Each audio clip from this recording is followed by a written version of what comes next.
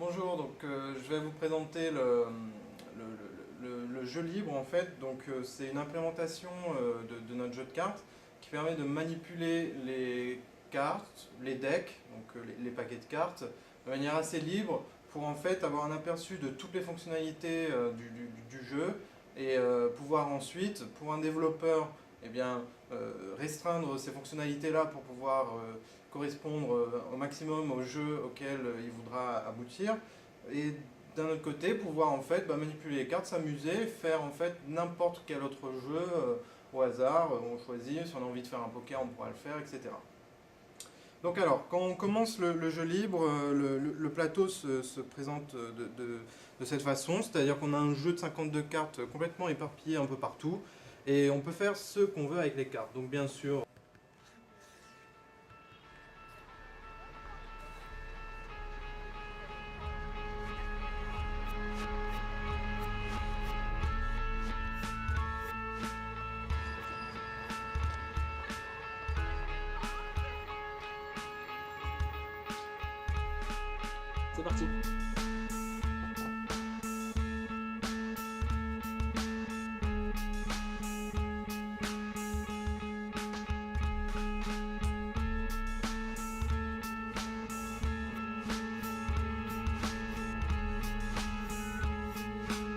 C'est parti. C'est parti, allez, mais dépêche-toi.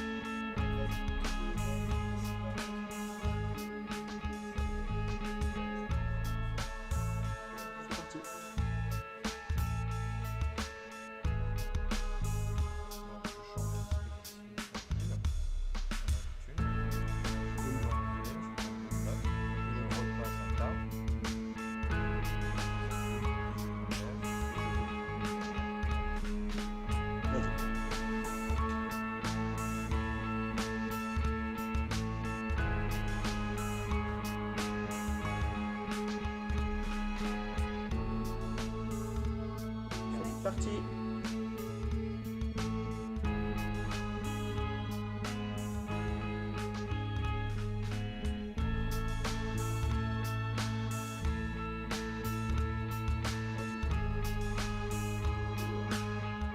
exactement ce que j'ai vu tout à l'heure.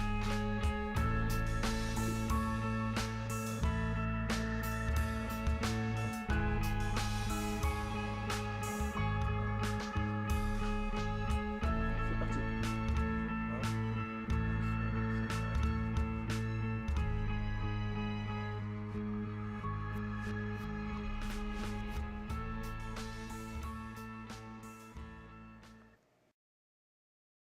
Alors moi je vais vous présenter dans un premier temps l'écran de sélection des jeux et ensuite je vais vous montrer le menu circulaire qu'on a fait. Donc voici l'écran de sélection des jeux. On peut remarquer que ça ressemble un peu au carrousel classique qu'on trouve sur la surface. Alors c'est quelque chose de circulaire qui revient, enfin circulaire au sens mathématique du terme. On peut choisir différents types de jeux. Ici on va choisir le jeu libre. Et donc une fois que le jeu est chargé, voyons que nous avons un jeton sur lequel on a placé un tag. Et lorsqu'on pose ce jeton, il y a un menu circulaire qui apparaît et on peut effectuer différentes actions. Alors ici, Oui, c'est une nouvelle partie. Quand je l'ai fait, ça a mis en temps. Voilà. Donc ici nous avons changé de jeu et nous allons par exemple prendre le jeu de bataille. Donc voilà.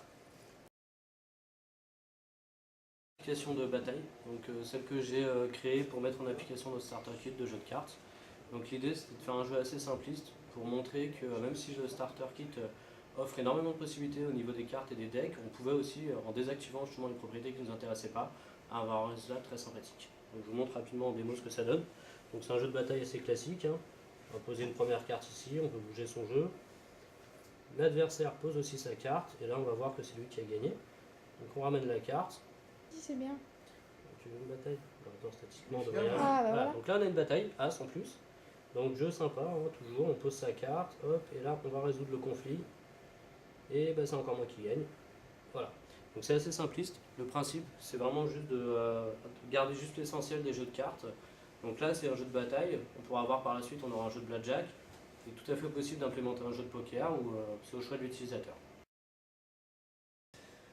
Bonjour, alors là c'est parti, je vais vous montrer le blackjack. Donc c'est une implémentation des jeux de cartes, une composante de jeux de cartes. On peut voir là qu'on a bloqué en fait plein de fonctionnalités des cartes pour pouvoir justement guider le joueur et l'obliger à faire certaines actions. Donc c'est parti.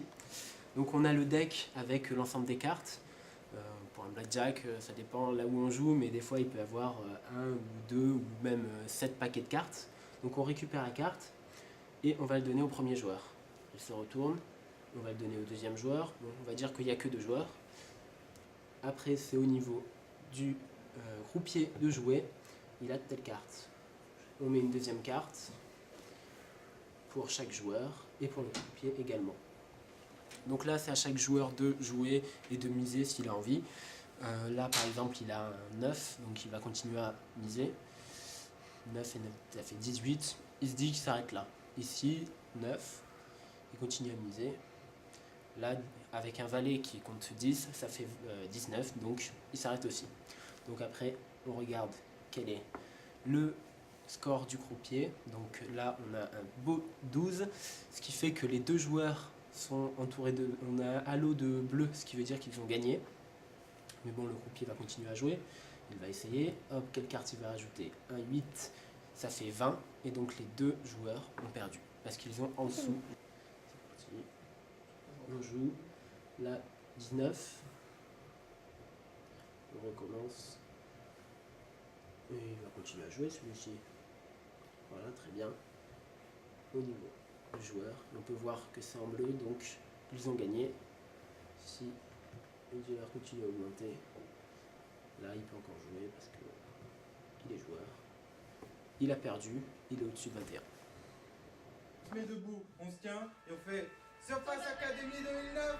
Ouais!